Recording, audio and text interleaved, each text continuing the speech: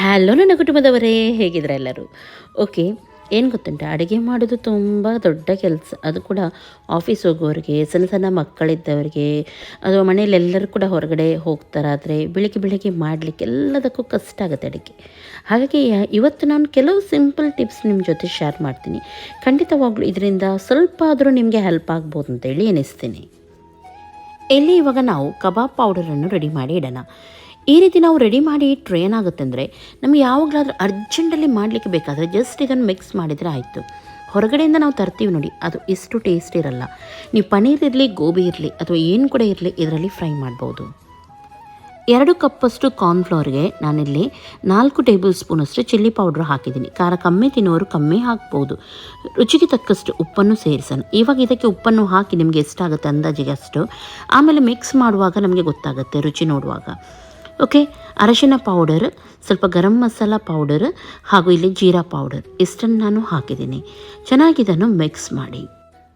ಆಮೇಲೆ ಇದಕ್ಕೆ ಒಂದು ಅರ್ಧ ಟೇಬಲ್ ಸ್ಪೂನಷ್ಟು ವೆನಿಗರನ್ನು ಹಾಕಿ. ವೆನಿಗರ್ ನಾವು ಈವಾಗಲೇ ಹಾಕಿಡ್ಬೋದು, ಅಥವಾ ನೀವು ಮಿಕ್ಸ್ ಮಾಡುವಾಗ ಕೂಡ ಕಬಾಬಿಗಿರಲಿ, ಗೋಬಿಗಿರಲಿ, ಪನ್ನೀರಿಗಿರಲಿ, ಅಥವಾ ಏನಾದರೂ ಫ್ರೈ ಮಾಡುವಾಗ ಮಿಕ್ಸ್ ಮಾಡುವಾಗ ಅದಕ್ಕೆ ನೀವು ಹಾಕ್ಬೋದು. ನಾನು ಮೊದಲೇ ಹಾಕಿ ರೆಡಿ ಮಾಡಿ ಎಲ್ಲ ಇಟ್ಕೊಳ್ತೀನಿ, ಯಾಕೆಂದರೆ ನಂತರ ನನಗೆ ಹಾಕಲಿಕ್ಕೆ ಇದಕ್ಕೆ ನೀರು ಹಾಗೂ ಜಿಂಜರ್ ಗಾರ್ಲಿಕ್ ಪೇಸ್ಟ್ ಮಾತ್ರ. ಹಾಗಾಗಿ ಇಷ್ಟನ್ನು ಮಾಡಿ ಚೆನ್ನಾಗಿ ಮಿಕ್ಸ್ ಮಾಡಿ ಟೈಟ್ ಡಬ್ಬದಲ್ಲಿ ನೀವು ಹೊರಗಡೆ ಕೂಡ ಇಟ್ಟರೂ ಹಾಳಾಗೋದಿಲ್ಲ, ಅಥವಾ ಫ್ರಿಜ್ಜಲ್ಲಿ ಕೂಡ ಇಟ್ಟರೂ ಹಾಳಾಗೋದಿಲ್ಲ. ಅರ್ಜೆಂಟಲ್ಲಿ ಗಡಿಬಿಡಿಯಲ್ಲಿ ಇದನ್ನು ನೀವು ಬೇಗನೆ ಮಾಡಿ ಇಡ್ಬೋದು, ಮ್ಯಾರಿನೇಟ್ ಮಾಡಿ. ಇವಾಗ ಇಲ್ಲಿ ಟೊಮೆಟೊ ಪ್ಯೂರಿ ಮಾಡಿ ಇಟ್ಟರೆ ನಾನು ಎಷ್ಟು ಅಡುಗೆಯಲ್ಲಿ ಯೂಸ್ ಮಾಡ್ತೀನಿ, ನೀವು ನೋಡಿರ್ಬೋದು. ನನಗೆ ತುಂಬ ಅಂದರೆ ತುಂಬ ಈಸಿ ಆಗುತ್ತೆ. ಹಾಗಾಗಿ ನಿಮ್ಮ ಜೊತೆ ಕೂಡ ಇದನ್ನು ನಾನು ಶೇರ್ ಮಾಡ್ತಾಯಿದ್ದೀನಿ. ಹಾಗೂ ಟೊಮೆಟೊಗೆ ರೇಟ್ ಜಾಸ್ತಿ ಆಗೋಗಿ, ಇನ್ನು ಮಳೆಗಾಲದಲ್ಲಿ ಟೊಮೆಟೊಗೆ ರೇಟೆಲ್ಲ ಜಾಸ್ತಿ ಆಗುತ್ತೆ. ಹಾಗಾಗಿ ಇದನ್ನೆಲ್ಲ ನೀವು ಮಾಡಿ ಇಡ್ಬೋದು. ಇಲ್ಲಿ ನಾನು ಸ್ವಲ್ಪ ಈಗ ತೋರಿಸ್ತಾ ಇದ್ದೀನಿ, ಯಾಕೆಂದರೆ ಆಲ್ರೆಡಿ ನನ್ನ ಹತ್ರ ಮಾಡಿದ್ದು ಉಂಟು. ಹಾಗಾಗಿ ಟೊಮೆಟೊ ತೊಗೊಂಡು ಅದಕ್ಕೆ ನಾನು ಕಟ್ ಹಾಕಿ, ಅಂದರೆ ಒಳಗಡೆ ಹುಳ ಎಲ್ಲ ಇದೆಯಾ ಏನು ನೋಡಬೇಕು ಕರೆಕ್ಟಾಗಿ ಹಾಕಿ ಚೆನ್ನಾಗಿ ಬೇಯಿಸಿದ್ದೀನಿ. ಒಳ್ಳೆ ರೀತಿ ಸಿಪ್ಪೆ ಬಿಡೋ ತನಕ ನಾವು ಈ ರೀತಿ ಬೇಯಿಸ್ಬೇಕು. ಇದನ್ನು ಸ್ವಲ್ಪ ನೀರು ಹಾಕಿ ಬೇಯಿಸಿ, ಹಾಗೂ ಇದನ್ನು ಸಪ್ರೇಟಾಗಿ ತೆಗೆಯಿರಿ. ಇದನ್ನು ನಾವು ಪ್ಯೂರಿ ಮಾಡಿ ಇಟ್ಟರೆ ಉಂಟಲ್ಲ, ಯಾವಾಗಲೂ ನಮಗೆ ಎಂಥ ಅಡುಗೆಗೂ ಕೂಡ, ಗ್ರೇವಿ ಮಾಡಲಿ, ಸುಕ್ಕ ಮಾಡಲಿ, ಗಸಿ ರೀತಿ ಮಾಡಲಿ, ಚಿಕನ್ ಇರಲಿ, ವೆಜ್ ಇರಲಿ, ಅಥವಾ ಫಿಶ್ ಇರಲಿ, ಯಾವುದಕ್ಕೂ ಕೂಡ ನಮಗೆ ಯೂಸ್ ಆಗುತ್ತೆ. ಹಾಗಾಗಿ ಇದನ್ನು ಪ್ಯೂರಿ ಮಾಡಿ ಇಡೋದು ನಾನು. ಈಗ ಸಿಪ್ಪೆ ತೆಗೆದು ಸಪ್ರೇಟಾಗಿ ಇಟ್ಟಿದ್ದೀನಿ ಟೊಮೆಟೊವನ್ನು. ಆಮೇಲೆ ಇದು ತಣ್ಣಗಾದಮೇಲೆ ಗ್ರೈಂಡ್ ಮಾಡಲಿಕ್ಕುಂಟು. ನಾನಿವಾಗ ಅದೇ ನೀರಿಗೆ ಇಲ್ಲಿ ಒಣಮೆಣಸನ್ನು ಹಾಕ್ತಾ ಇದ್ದೀನಿ. ಬ್ಯಾಡಿಗೆ ಮೆಣಸು ಹಾಕಿದ್ದೀನಿ, ನೀವು ಬೇಕಿದ್ರೆ ಗುಂಟೂರು ಬ್ಯಾಡಿಗೆ ಮಿಕ್ಸ್ ಮಾಡಿ ಕೂಡ ಹಾಕ್ಬೋದು. ಚಿಲ್ಲಿ ಪೇಸ್ಟ್ ಮಾಡೋಣ ಅಂತ ಹೇಳಿ.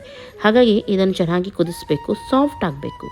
ಅಷ್ಟು ತನಕ ಅದು ಸಾಫ್ಟ್ ಆಗೋ ತನಕ ಇನ್ನೊಂದು ಸೈಡಲ್ಲಿ ನಾನು ಹಸಿಮೆಣಸಿನಕಾಯಿ ಇರುತ್ತೆ ನೋಡಿ, ಅದನ್ನು ಸಣ್ಣ ಸಣ್ಣದಾಗಿ ಕ್ರಷ್ ಮಾಡಿ ಸ್ವಲ್ಪ ಪೇಸ್ಟ್ ಮಾಡಿ ಇಟ್ಬಿಡ್ತೀನಿ. ಪೇಸ್ಟ್ ಅಲ್ಲ, ಸ್ವಲ್ಪ ಸಣ್ಣ ಸಣ್ಣದಾಗಿ.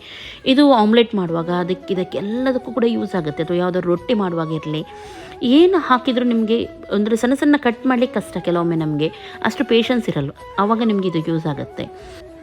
ಇದು ನಾನಿಲ್ಲಿ ಅಗಾರೋ ಚಾಪರ್ ಉಂಟು ನೋಡಿ, ಹ್ಯಾಂಡ್ ಬ್ಲೆಂಡರ್ ಇದು, ಇದರಲ್ಲಿ ಚಾಪರ್ ಕೂಡ ಬರುತ್ತೆ, ಅದರಲ್ಲಿ ಚಾಪ್ ಮಾಡ್ತಾ ಇದ್ದೀನಿ. ನನಗೆ ಇದು ತುಂಬ ಈಸಿ ಆಗುತ್ತೆ, ಸಿಂಪಲ್ ಆಗುತ್ತೆ ನನ್ನ ಕೆಲಸ. ಇದರ ಲಿಂಕ್ ಬೇಕಿದ್ದರೆ ಡಿಸ್ಕ್ರಿಪ್ಷನ್ಲಿ ಇರುತ್ತೆ ನಿಮಗೆ. ನೋಡಿ, ಈ ರೀತಿ ಮಾಡಿ ಇಟ್ಟರೆ ಆಮ್ಲೆಟ್ ಮಾಡುವಾಗ, ರೊಟ್ಟಿ ಮಾಡುವಾಗ, ಅಥವಾ ಯಾವುದಾದ್ರೂ ಸಲಾಡ್ ಮಾಡುವಾಗ ಯಾವುದಕ್ಕೂ ಕೂಡ ನನಗೆ ಯೂಸ್ ಆಗುತ್ತೆ ಇದು. ಇದನ್ನು ಫ್ರಿಜ್ಜಲ್ಲಿ ಇಟ್ಬಿಡಿ. ಒಂದು ಹನಿಯಷ್ಟು ಇದಕ್ಕೆ ಬೇಕಿದ್ರೆ ವೆನಿಗರ್ ಕೂಡ ಹಾಕಿ, ಆವಾಗ ಹಾಳು ಕೂಡ ಆಗೋದಿಲ್ಲ ಇದು. ಓಕೆ, ಇದು ಆಗ್ತಾ ಇನ್ನೊಂದು ಸೈಡಲ್ಲಿ ನೋಡಿ, ಚಿಲ್ಲಿಗೆ ಅಂದರೆ ಇದು ಕೂಡ ಚೆನ್ನಾಗಿ ಬೆಂದಿದೆ, ಸಾಫ್ಟ್ ಆಗಬೇಕು ಈ ರೀತಿ, ಕರೆಕ್ಟಾಗಿದೆ ಇದು. ಇವಾಗ ಇದನ್ನು ಕೂಡ ಪೇಸ್ಟ್ ಮಾಡಲಿಕ್ಕುಂಟು, ಸ್ವಲ್ಪ ತಣ್ಣಗಾಗಲಿ. ಅಷ್ಟು ತನಕ ನಾನಿಲ್ಲಿ ಸಿಗಡಿದ್ದು ಎಟ್ಟಿ ಉಂಟು ನೋಡಿ, ಅದರ ಚಟ್ನಿ ಮಾಡಿ ಇಟ್ಬಿಡ್ತೀನಿ. ಇದು ಏನು ಗೊತ್ತುಂಟಾ, ಫ್ರಿಜ್ಜಲ್ಲಿ ಇಟ್ಬಿಟ್ರೆ ಅಥವಾ ಹೊರಗಡೆ ಕೂಡ ಇಡ್ಬೋದು ಇದನ್ನು. ನಮಗೆ ಯಾವಾಗ ಏನು ಕೂಡ ಇರಲ್ಲ ನೋಡಿ, ಆವಾಗ ಈಸಿ ಆಗುತ್ತೆ. ಫಸ್ಟಿಗೆ ಎಟ್ಟಿಯನ್ನು ಚೆನ್ನಾಗಿ ಫ್ರೈ ಮಾಡಿದ್ದೀನಿ, ಒಳ್ಳೆ ರೀತಿ ಕಪ್ಪಾಗುವವರೆಗೂ ಫ್ರೈ ಮಾಡಬೇಕು. ಆಮೇಲೆ ತೆಂಗಿನಕಾಯಿಯನ್ನು ಹಾಕಿ ಅದನ್ನು ಕೂಡ ಚೆನ್ನಾಗಿ ಕೆಂಪಾಗುವವರೆಗೂ ಫ್ರೈ ಮಾಡ್ತೀನಿ. ತೆಂಗಿನಕಾಯಿ ಫ್ರೈ ಆಗುವಾಗಲೇ ನಾನು ಇದಕ್ಕೆ ನೀರುಳ್ಳಿಯನ್ನು ಕೂಡ ಹಾಕಿದ್ದೀನಿ, ಚೆನ್ನಾಗಿ ಬಾಡಿಸಿದ್ದೀನಿ. ಆಮೇಲೆ ಇದಕ್ಕೆ ಖಾರಕ್ಕನುಗುಣವಾಗಿ ಚಿಲ್ಲಿ ಪೌಡರ್, ಉಪ್ಪು ಹಾಗೂ ವೆನಿಗರ್ ಹಾಕಿದ್ದೀನಿ. ಚೆನ್ನಾಗಿ ಇದನ್ನು ಮಿಕ್ಸ್ ಮಾಡ್ತೀನಿ. ಆಮೇಲೆ ಎಟ್ಟಿ ನಾನು ಫ್ರೈ ಮಾಡಿದ್ದೆ ನೋಡಿ, ಅದನ್ನು ಈ ರೀತಿ ಹುಡಿ ಮಾಡಿದ್ದಕ್ಕೆ ಹಾಕಿಬಿಡ್ತೀನಿ. ಇದು ಹಾಳಾಗೋದಿಲ್ಲ ನೀವು ಹೊರಗಡೆ ಇಟ್ಟರು ಕೂಡ, ಯಾಕೆಂದರೆ ತೆಂಗಿನಕಾಯಿ ಎಲ್ಲ ನಾವು ಚೆನ್ನಾಗಿ ಫ್ರೈ ಮಾಡಿರ್ತೀವಲ್ವ, ಸರಿಯಾಗಿ ಫ್ರೈ ಮಾಡಬೇಕು, ಅದು ಕೂಡ ನಾನು ಹೇಳ್ತೀನಿ. ಎಣ್ಣೆ ಎಲ್ಲ ಏನು ಹಾಕಬೇಕಂತಿಲ್ಲ, ನೀವು ಹೀಗೇ ಫ್ರೈ ಮಾಡ್ಬೋದು. ಅಥವಾ ನೀವು ಫ್ರಿಜ್ಜಲ್ಲಿ ಇಟ್ಟರೆ ನಿಮ್ಮ ಹತ್ರ ಏನು ಕೂಡ ಇರಲ್ಲ, ಅಥವಾ ಕೆಲವೊಮ್ಮೆ ಬೇಳೆ ಸಾರು ಇರುತ್ತೆ, ತಿಳಿ ಸಾರು ಇರುತ್ತೆ, ಆ ಟೈಮಲ್ಲಿ ಸೈಡಲ್ಲಿ ಹಾಕಿ ನೀವು ಇದನ್ನು ತಿನ್ಬೋದು, ತುಂಬ ರುಚಿಯಾಗುತ್ತೆ. ಇವಾಗ ನಾನು ಟೊಮೆಟೊ ತಣ್ಣಗಾಗಿದೆ, ಅದನ್ನು ಕೂಡ ಪ್ಯೂರಿ ಮಾಡ್ತೀನಿ. ಇನ್ನೊಂದು ಸೈಡಲ್ಲಿ ಚಿಲ್ಲಿ ಪೇಸ್ಟ್ ಕೂಡ ಮಾಡಿ ಇಟ್ಟುಬಿಡ್ತೀನಿ. ಎರಡು ಕೂಡ ನೋಡಿ, ಇದನ್ನು ಕೂಡ ಹಾಗೆಯೇ ನೀವು ಒಂದು ಡಬ್ಬದಲ್ಲಿ ಹಾಕಿ ಫ್ರಿಜ್ಜಲ್ಲಿ ಇಡಬೇಕು. ಜಾಸ್ತಿ ಮಾಡೋದಾದರೆ ನೀವು ಫ್ರೀಝರಲ್ಲಿ ಇಡಬೇಕು. ಯಾವಾಗ ನಿಮಗೆ ಬೇಕು ನೋಡಿ, ಸ್ವಲ್ಪ ಅರ್ಧ ಗಂಟೆ ಮೊದಲು ಹೊರಗಡೆ ತೆಗೆದಿಟ್ಟರೆ ಆಯಿತು. ಓಕೆ, ಎರಡನ್ನೂ ಕೂಡ ಇವಾಗ ಡಬ್ಬದಲ್ಲಿ ಹಾಕಿ ಫ್ರಿಜ್ಜಲ್ಲೇ ಇಟ್ಟುಬಿಡಿ. ಇನ್ನೊಂದು ಸೈಡ್ ನೋಡಿ, ನೀರುಳ್ಳಿ ತುಂಬ ಮೇಯ್ನ್ ನಮಗೆ, ಅದು ಕೂಡ ಫ್ರೈ ಮಾಡಿದ ಆನಿಯನ್. ಯಾವಾಗಲೂ ನನ್ನ ರೆಸಿಪಿ ತೋರಿಸುವಾಗ ಫ್ರೈಡ್ ಆನಿಯನ್ ಅಂತ ಹಾಕ್ತಾ ಇರ್ತೀನಿ, ನೋಡಿರ್ಬೋದು. ಎಲ್ಲದಕ್ಕೂ ಕೂಡ ಯೂಸ್ ಆಗುತ್ತೆ ಇದು. ಹಾಗಾಗಿ ನೀರುಳ್ಳಿಯನ್ನು ಫ್ರೈ ಮಾಡಿ ನಾವು ಇಟ್ಟುಬಿಟ್ರೆ ಇದು ಹಾಳು ಕೂಡ ಆಗೋದಿಲ್ಲ. ನಿಮ್ಮ ಹತ್ರ ಯಾವಾಗ ಟೈಮ್ ಇದೆ, ಒಂದಿನ ರಜೆ ಇದ್ದರೆ ಅಥವಾ 1 ಗಂಟೆ ನೀವು ಈ ರೀತಿ ಎಲ್ಲ ಅಡುಗೆ ಮಾಡಿ ಇಟ್ಟುಬಿಟ್ರೆ ನಿಮ್ಮ ಅಡುಗೆ ಮತ್ತು ವಾರವಿಡೀ ನೀವು ಈಸಿಯಾಗಿ ಮಾಡ್ಬೋದು, ಗೊತ್ತಾಯ್ತಲ್ಲ. ಹಾಗಾಗಿ ನೀರುಳ್ಳಿಯನ್ನು ಸಣ್ಣದಾಗಿ ಕಟ್ ಮಾಡಿ ನೀವು ಏನು ಮಾಡಬೇಕು, ಸ್ವಲ್ಪ ಬಿಸಿಲಿಗೆ ಹಾಕಿಬಿಟ್ರೆ ಅಥವಾ ಸ್ವಲ್ಪ ಒಣಗಲಿಕ್ಕೆ ಇಟ್ಟರೆ ಆಮೇಲೆ ನೀವು ಅದನ್ನು ಫ್ರೈ ಮಾಡಿದರೆ ಚೆನ್ನಾಗಿ ಬರುತ್ತೆ. ಇದನ್ನು ನೀವು ಯಾವುದಕ್ಕೂ ಕೂಡ ಯೂಸ್ ಮಾಡ್ಬೋದು. ಬಿರಿಯಾನಿ ಮಾಡಲಿಕ್ಕಿರಲಿ ಅಥವಾ ಗ್ರೇವಿ ಮಾಡಲಿಕ್ಕಿರಲಿ, ಯಾವುದಕ್ಕೂ ಕೂಡ ಇದು ಯೂಸ್ ಆಗುತ್ತೆ ನಿಮಗೆ. ಎಲ್ಲೇ ನಾವು ರೆಡಿ ಮಾಡಿದ ಜಿಂಜರ್ ಗಾರ್ಲಿಕ್ ಪೇಸ್ಟ್ ಒಂದು ಅಡುಗೆ ಯಾವುದಾದ್ರೂ ನೀವು ಮಾಡಲಿ, ಅದರ ಅಡುಗೆಯ ಟೇಸ್ಟನ್ನು ಡಬಲ್ ಆಗಿ ಹೆಚ್ಚಿಸುತ್ತೆ. ಯಾಕೆ ಗೊತ್ತುಂಟಾ, ಮಾರ್ಕೆಟಲ್ಲಿ ನಮಗೆ ಹೆಚ್ಚಾಗಿ ಜಿಂಜರ್ ಗಾರ್ಲಿಕ್ ಪೇಸ್ಟ್ ಸಿಗುತ್ತೆ, ಆದರೆ ಅದರಲ್ಲಿ ಗಾರ್ಲಿಕ್ಗಿಂತ ಜಿಂಜರ್ ಅಂದರೆ ಶುಂಠಿನೇ ಜಾಸ್ತಿ ಇರುತ್ತೆ. ಹಾಗಾಗಿ ಆ ಟೇಸ್ಟ್ ನೋಡಿ ಸರಿಯಾಗಿ ಬರೋದಿಲ್ಲ, ಸ್ವಲ್ಪ ಕಹಿಯಾದ ಟೇಸ್ಟ್ ಬರುತ್ತೆ. ಆದರೆ ಮನೆಯಲ್ಲಿ ನಾವು ಮಾಡಿದ್ದು ನೋಡಿ ತುಂಬ ಸೂಪರ್ ಆಗುತ್ತೆ. 300 ಗ್ರಾಮ್ ಬೆಳ್ಳುಳ್ಳಿ ತೊಗೊಂಡಿದ್ದೀನಿ ನೋಡಿ, 300 ಗ್ರಾಮ್ ಉಂಟು ಈ ಬೆಳ್ಳುಳ್ಳಿ.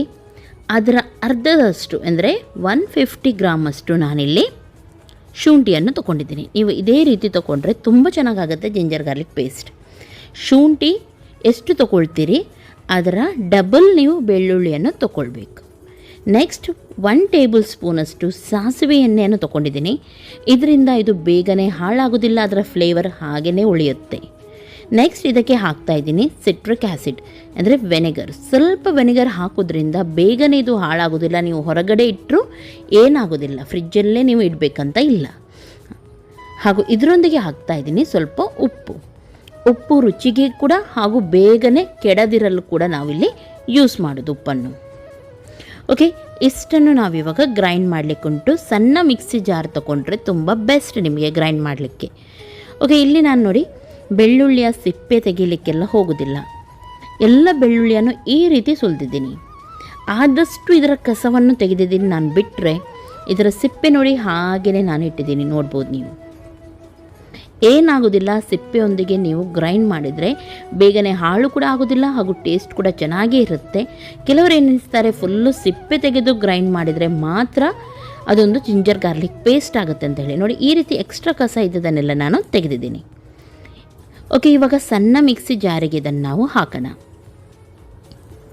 ಹಾಕಿ ಎಲ್ಲವನ್ನು ನಾನು ತೋರಿಸಿದ್ದು ಯಾವುದೆಲ್ಲ ಉಂಟು ನೋಡಿ, ಎಲ್ಲವನ್ನು ನಾವು ಒಟ್ಟಿಗೆ ಹಾಕೋಣ. ಬೆಳ್ಳುಳ್ಳಿ, ಶುಂಠಿ, ಹಾಗಾದ್ರೊಂದಿಗೆ ನಾನು ಉಪ್ಪು ತೋರಿಸಿದೆ, ಎಣ್ಣೆ ತೋರಿಸಿದೆ, ಎಲ್ಲವನ್ನು ನಾವು ಇದಕ್ಕೆ ಹಾಕಬೇಕು. ಕೆಲವರು ಎನಿಸ್ತಾರೆ ಮಸ್ಟರ್ಡ್ ಆಯಿಲ್ ಅಂದರೆ ಸಾಸಿವೆ ಎಣ್ಣೆ ಹಾಕೋದ್ರಿಂದ ಇದರ ಟೇಸ್ಟ್ ಚೇಂಜ್ ಆಗುತ್ತೆ ಅಂತೇಳಿ. ಏನು ಚೇಂಜ್ ಆಗೋದಿಲ್ಲ, ಇನ್ನೂ ಕೂಡ ಚೆನ್ನಾಗಿ ಬರುತ್ತೆ. ಒಗ್ಗರಣೆ ಎಲ್ಲ ಟೇಸ್ಟ್ ನೋಡಿ ತುಂಬ ಚೆನ್ನಾಗಿ ಬರುತ್ತೆ ನೀವು ಸಾಸಿವೆ ಎಣ್ಣೆ ಹಾಕಿದರೆ. ಉಪ್ಪನ್ನು ಹಾಕಿದ್ದೀನಿ 1 ಟೇಬಲ್ ಸ್ಪೂನಷ್ಟು, ಜಾಸ್ತಿ ಎಣ್ಣೆ ಹಾಕ್ಲಿಕ್ಕೆ ಹೋಗಬೇಡಿ, 1 ಟೇಬಲ್ ಸ್ಪೂನಷ್ಟು ನೀವು ಸಾಸಿವೆ ಎಣ್ಣೆ ಹಾಕಿದರೆ ಸಾಕಿಲ್ಲಿ. ನೆಕ್ಸ್ಟ್ ನೋಡಿ, ಸ್ವಲ್ಪ ಒಂದು ಅರ್ಧ ಚಮಚದಷ್ಟು ಮಾತ್ರ ವೆನೆಗರ್ ನಾವಿಲ್ಲಿ ಹಾಕಬೇಕು, ಜಾಸ್ತಿ ಹಾಕಲಿಕ್ಕೆ ಹೋಗಬೇಡಿ. ಇದರಿಂದ ಏನಾಗುತ್ತೆ, ಕಲರ್ ಮತ್ತು ಚೇಂಜ್ ಆಗುತ್ತೆ, ಸರಿಯಾಗಿ ಬರೋದಿಲ್ಲ. ಒಮ್ಮೆಲೆ ನೀವು ನೀರು ಬೇಕಿದ್ರೆ ನಾನು ಸ್ವಲ್ಪ ಗ್ರೈಂಡ್ ಮಾಡ್ತೀನಿ ನೋಡಿ, ಅರ್ಧ ಗ್ರೈಂಡ್ ಮಾಡಿ ಬಿಸಿ ನೀರು ಉಂಟು ನೋಡಿ, ಅದು ತಣ್ಣಗಾದಮೇಲೆ ನೀವು ಹಾಕಬೇಕು. ಡೈರೆಕ್ಟ್ ಟ್ಯಾಪಿನ ವಾಟರ್ ನೀವು ಹಾಕಬೇಡಿ, ಬಿಸಿಯಾಗಿ ತಣ್ಣಗಾದ ನೀರನ್ನು ಹಾಕಿ, ತುಂಬ ಹಾಕಬೇಡಿ. ನೋಡಿ, ಈ ರೀತಿ ಸ್ವಲ್ಪ ಜಿಂಜರ್ ಗಾರ್ಲಿಕ್ ಪೇಸ್ಟ್ ತಿಕ್ಕಾಗಿ ಅಂದರೆ ದಪ್ಪವಾಗಿ ಇದ್ರೇ ಚೆನ್ನಾಗಾಗೋದು. ಇವಾಗ ಇದನ್ನು ಕಬಾಬಿಗಿರಲಿ ಅಥವಾ ಯಾವುದೇ ನೀವು ರೆಸಿಪಿ ಮಾಡುವಾಗ ಯೂಸ್ ಮಾಡಿ ನೋಡಿ, ಎಂಥ ಒಂದು ಟೇಸ್ಟ್ ಬರುತ್ತೆ. ಯಾವುದೇ ಅಡುಗೆ ರುಚಿಯಾಗಬೇಕಾದ್ರೆ ಮನೆಯಲ್ಲೇ ನಾವು ಮಾಡಿದ ಮಸಾಲ ಇರಲಿ ಅಥವಾ ಜಿಂಜರ್ ಗಾರ್ಲಿಕ್ ಪೇಸ್ಟ್ ಇರಲಿ, ನಾವು ಹಾಕಿದರೆ ಅದರ ರುಚಿ ಡಬಲ್ ಆಗುತ್ತೆ. ಓಕೆ, ಇವತ್ತಿನ ಈ ಒಂದು ಟಿಪ್ಸ್ ನಿಮಗೆ ಯೂಸ್ಫುಲ್ ಆಯ್ತಂತಾದರೆ ನಿಮ್ಮ ಫ್ರೆಂಡ್ಸ್ ಜೊತೆ ಎಲ್ಲರ ಜೊತೆ ಶೇರ್ ಮಾಡಿ, ಲೈಕ್ ಮಾಡಿ ಹಾಗೂ ಸಬ್ಸ್ಕ್ರೈಬ್ ಮಾಡಿ. ನಾಳೆ ಸಿಗ್ತೀನಿ ಇಂಥದೇ ಒಳ್ಳೊಳ್ಳೆ ರೆಸಿಪಿಗೋಸ್ಕರ. ನನ್ನ ರೆಸಿಪಿ ಚಾನಲನ್ನು ನೀವು ಫಾಲೋ ಮಾಡ್ತಾಯಿರಿ. ಎಲ್ಲರಿಗೂ ಟೇಕ್ ಕೇರ್, ಬಾಯ್ ಬಾಯ್.